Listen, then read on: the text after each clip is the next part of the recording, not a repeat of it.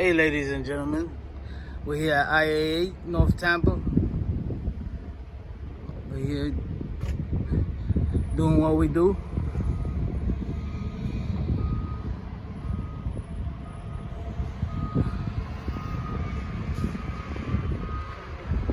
Yeah, they're giving me an issue here today.